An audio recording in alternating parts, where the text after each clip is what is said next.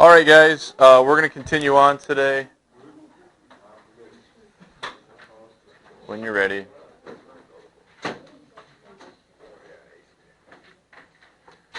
Okay, thank you.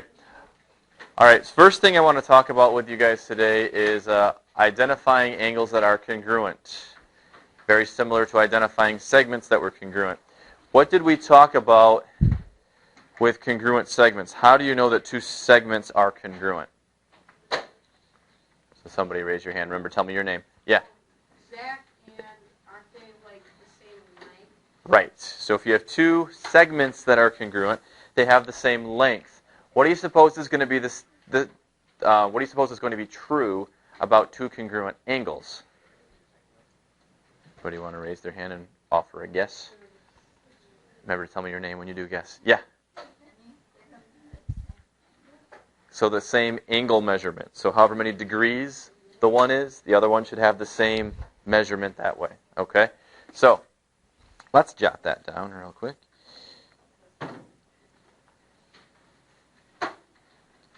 So congruent angles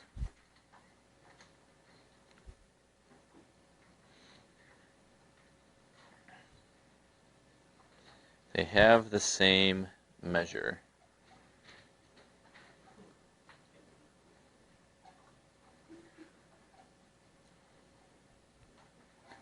In degrees.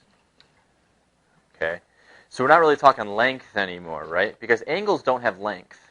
Segments have length. And so we said length equals length. They're congruent. With angles, it's degrees equals degrees. Okay? How wide or how big does the angle open up? That has to be the same. Okay? So let's say we got a couple of angles here.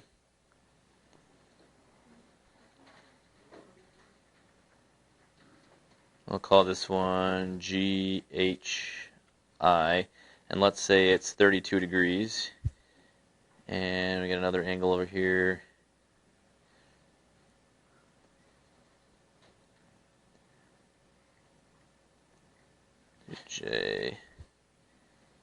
JKL.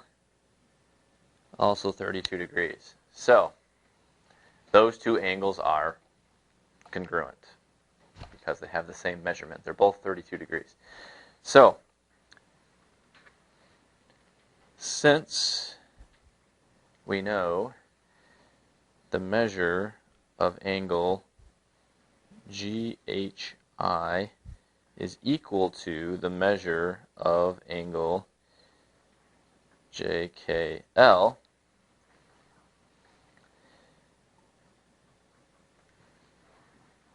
then we can say angle GHI is congruent to angle JKL. So kind of like with the segments, right? The measurements are equal, but the angles themselves are congruent. Okay? Don't want to get those two things confused. So if you're going to use a measurement, they're equal. Okay, that's like the 32 degrees is equal to the 32 degrees. They're numbers. You can make them equal to each other. But the angle is congruent to the angle. The object is congruent to the object. Works the same way as like we did with the segments. Okay? So that's what congruent angles are. So then if I make a little picture again, can we identify some congruent angles that are in the picture? And these, sometimes it'll be obvious, sometimes it won't be. I'm going to use a straight edge, sorry. Do the best you can to make it look like mine.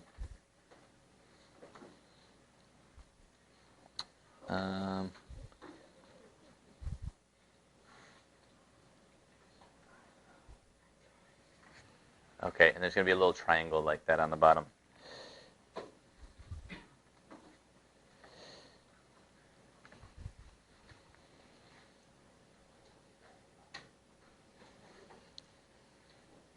So that's going to be...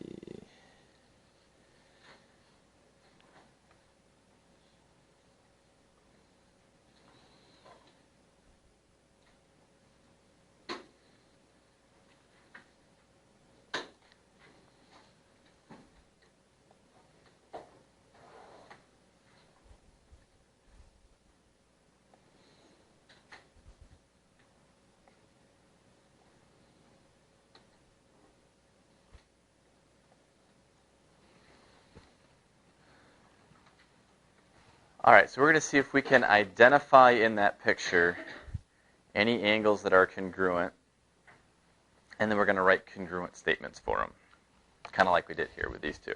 Okay, the angle GHI is congruent to angle JKL. All right, so we kind of yesterday a little bit where we looked at the picture and we try and figure out what are some missing angles in there. So to find angles, we really need to start there, right? What are some other measurements that we can add into that picture? Yeah.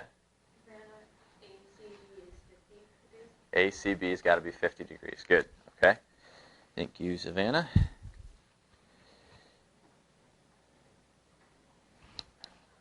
Okay. Anybody else? Some other ones we can put on there? ACF, Nolan. Sorry. ACF is equal to ACD, which is 130 degrees. Right. Thank you, Nolan. All right. Other ones, yes. And name? Abby. Thank you. This is 50 degrees. Good. All right. And there's still one angle missing. Can someone else give us that one? Yep. The DE, no, FDE is 100. Good. And what's your name? Zach. Right. Okay.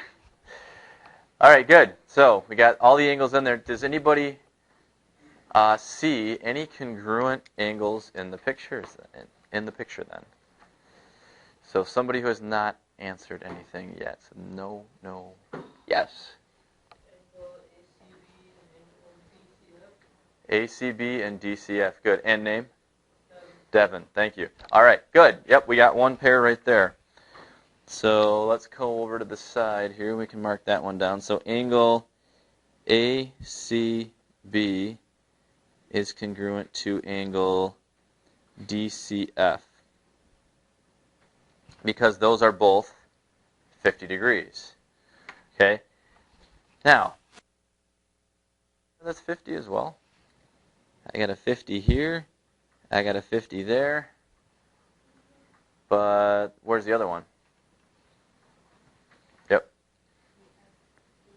CFD, right. Okay. So you can actually make this one big congruent statement with all three if you've got more than just two. So angle ACB congruent to angle DCF and angle CFD. So just put another congruent in there. So all three of those are congruent angles then. Good, okay. So let's go back to the picture here. Any other congruent angles? Somebody who has not answered something yet. Yeah. Mark, 130s. Yeah, thank you, Mark. 130s. So that angle and that angle. All right, so can we make a congruent statement for those two then? So what angle is congruent to what angle from that? All right, so somebody else. Yeah.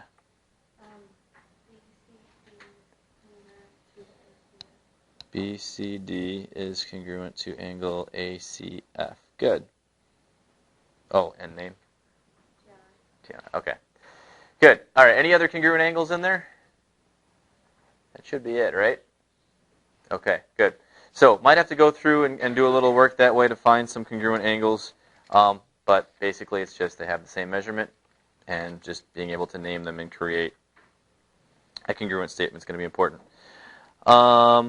Okay, so let's see. The next thing that we need to do after we've done our congruent angles, we're going to talk a little bit about the angle addition postulate.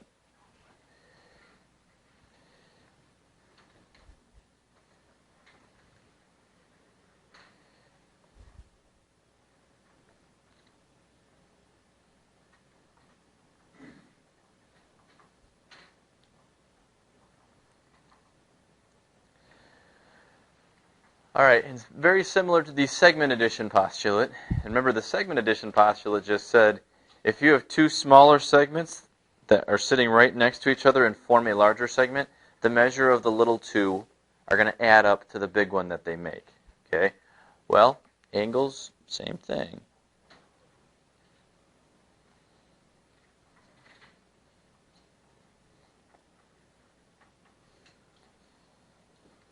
So if I've got some adjacent angles here, two angles that are right next to each other, and we've got to put some points on here. So G, H,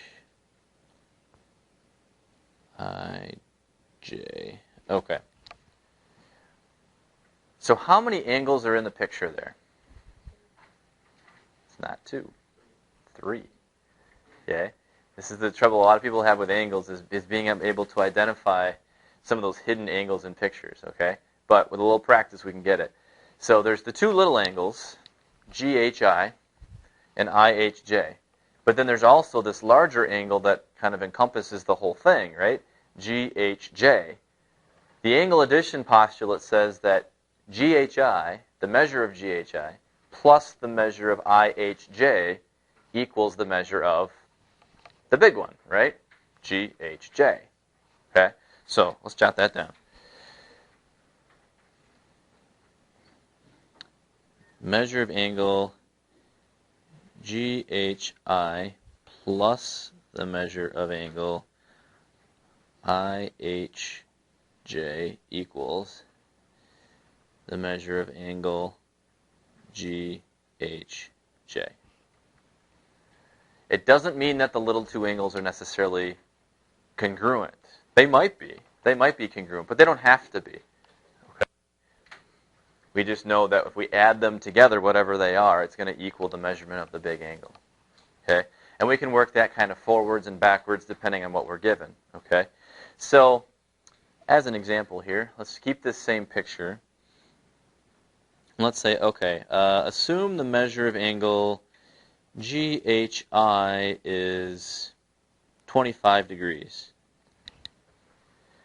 And the measure of angle GHJ is 70 degrees. So can we use that information then to figure out what is the measure of IHJ?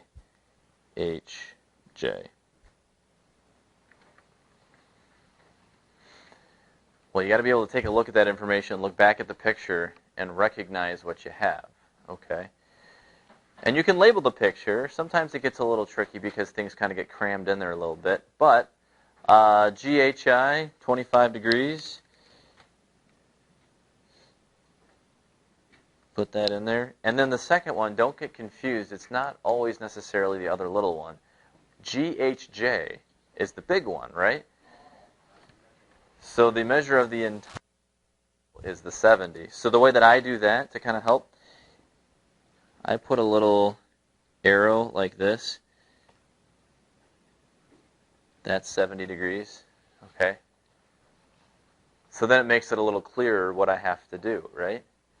How am I going to find my answer? I want to know the measure of IHJ, which is this little one down here. What's going to be the process then? Yeah. 70 minus 25. Yeah, we got to subtract to get this one, right? 70 minus 25. All right, so we'll jump down here. So 70 minus 25 is going to get us 45. Yeah. So the measure of that other angle is 45 degrees. Okay. So sometimes you're going to just add the two numbers if they give you the two little ones, but if they give you the big one and one of the little ones, then you're going to have to subtract. Okay. So just kind of be careful of that. All right, of what you're given and how to use that. All right, let's try a little bit more with the angle addition postulate here. So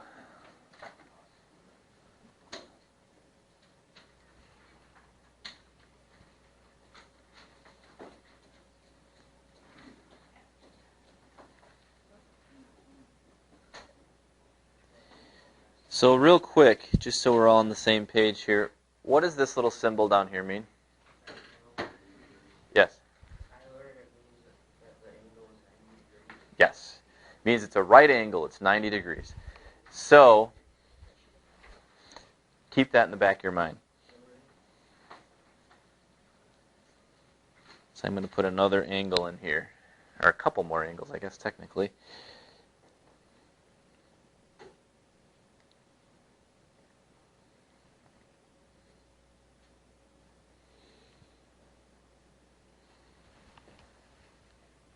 All right, and let's say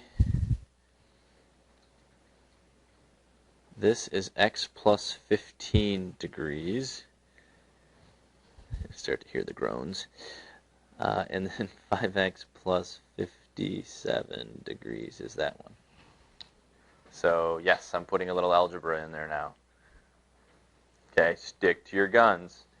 Okay, the concept behind it does not change just because I put an x in there. Okay, so I want to figure out what is the measure of angle ONP. Now, when there's algebra involved, that means I have to figure out the value of x before I can go get that.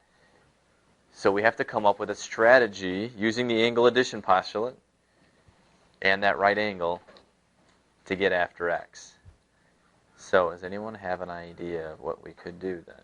Yes, Zach? Add the two angles together. Add the two angles together, okay. So 5x plus 57 plus x plus 15. And do what with that? Yes?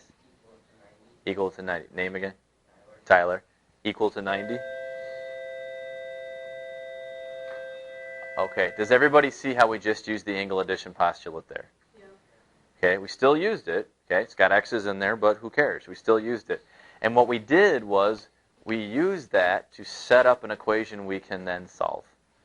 Okay, so we had our geometry hats on at first there, right? Now we've taken the geometry hat off, we've picked up our algebra hat, and now we're going to do some algebra. Okay, so ignore the geometry, ignore the picture for now. Just focus on the equation. Let's get through that, then we can go back and finish it up. So, how do we solve this equation then? Somebody give me a good first step? Yeah? Override it and Mhm. like terms. Add some like terms. Good. All right. So 5x plus x, 6x, 57 plus 15 would be 72. Okay, somebody else? Get me through the rest of this thing. Somebody hasn't spoken yet.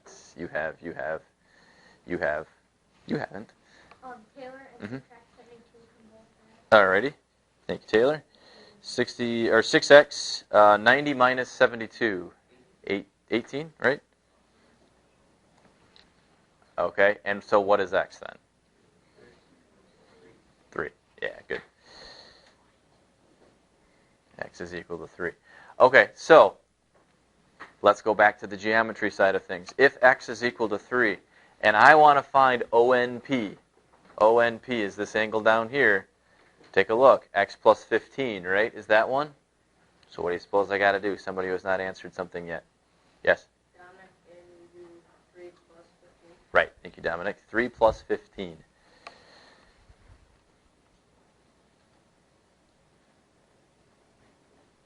So just plug it in. So that's going to be 18 degrees. Be the answer to that one. Alrighty.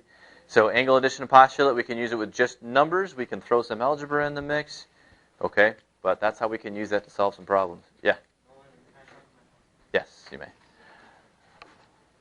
All right. Last thing I want to talk about, and then I'm done, is an angle bisector.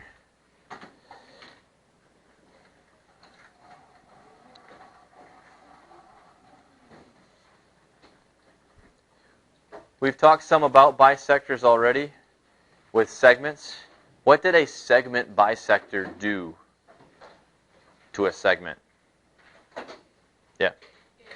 Zach, Yep. and wasn't it like intersection? It intersected it, but how? So it always intersected at the segment's what? Yeah. Taylor and midpoint. Midpoint. So it always broke it right in half, right? So a bisector, and the prefix bi means two, right? So a bisector breaks it into two equal parts. So a segment bisector broke that segment into two equal pieces, or two congruent pieces, okay? Well, what do you suppose an angle bisector is going to do then? It's going to break an angle into two equal sized piece angles, right? So I have some angle Where are we at in the alphabet? R. So we're going to call it RST.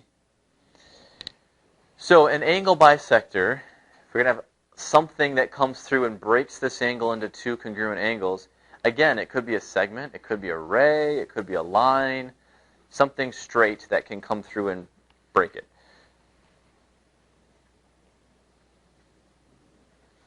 So I'm going to make a line for this particular example. And QRSTU. Okay, so if the line US, and don't forget the proper notation there, a line has two arrows. So if line US bisects angle RST,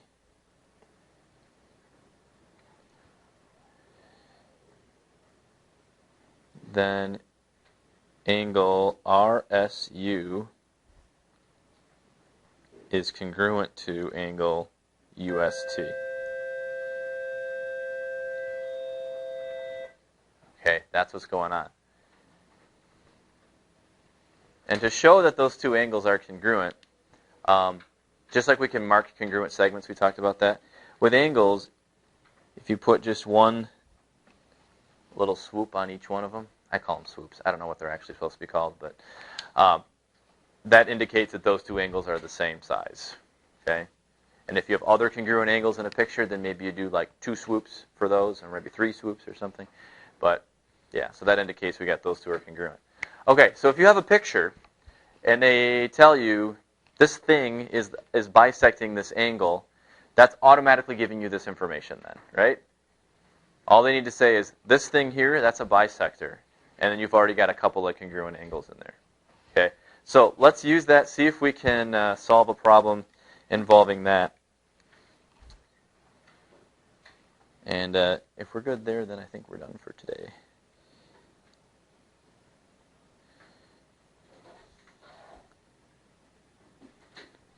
So let's say ray VW bisects angle XVY.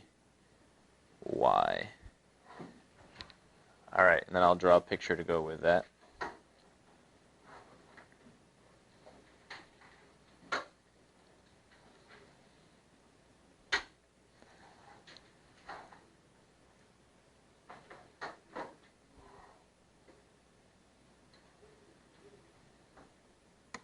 Dope.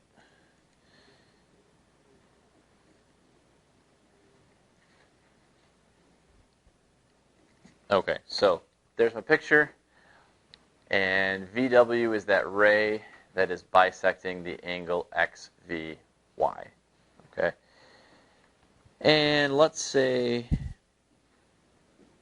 this angle is negative 3x plus 130 degrees, and this angle over here is 4x minus 10 degrees. So we're going to do a little algebra again. Okay. And let's say we want to find the measure of angle YVW. Yeah, if you can't read that, it's negative 3x plus 130 and 4x minus 10 are the two.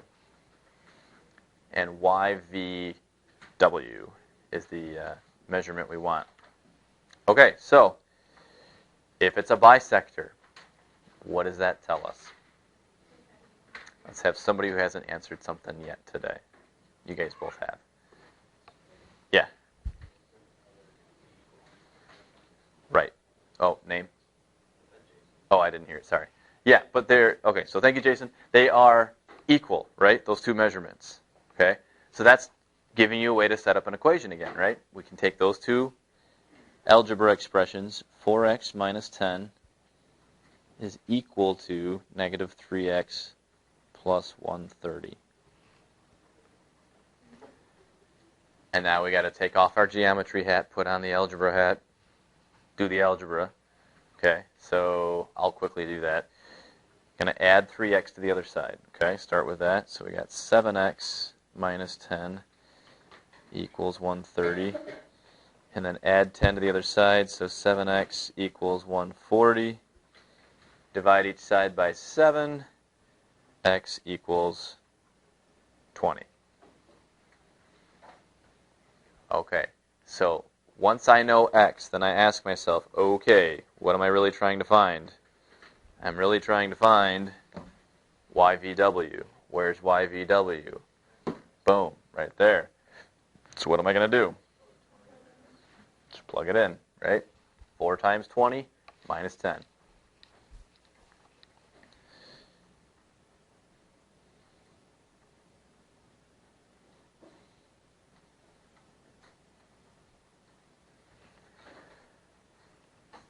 All right, so 4 times 20 is 80 minus 10, 70 degrees.